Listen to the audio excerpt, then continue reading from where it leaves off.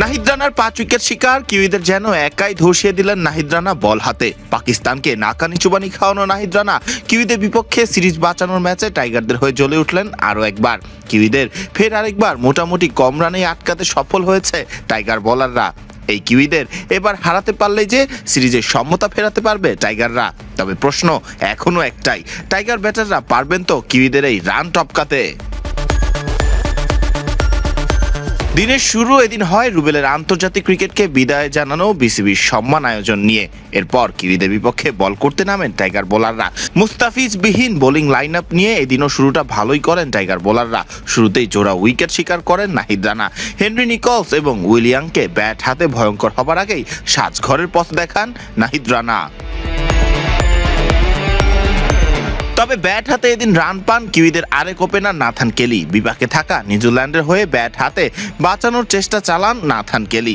নিজের অর্ধশতক দেখিয়ে কেলি যাচ্ছিলেন শতক হাঁকানোর দিকেই। তবে 14টি চারের সাহায্যে 102 বলে 83 রানে থাকা কেলিকে সাজঘরে ফেরান শরীফুল ইসলাম।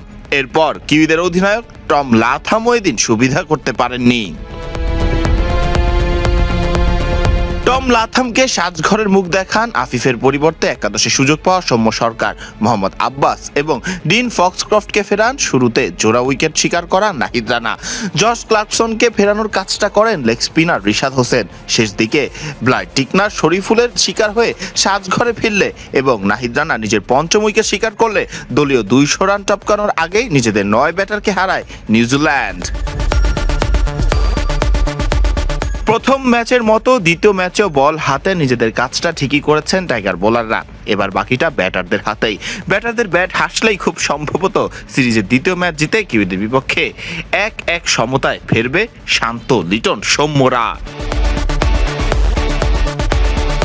ফারদিন রহমান সকাল, বিডি ক্রিক টাইম।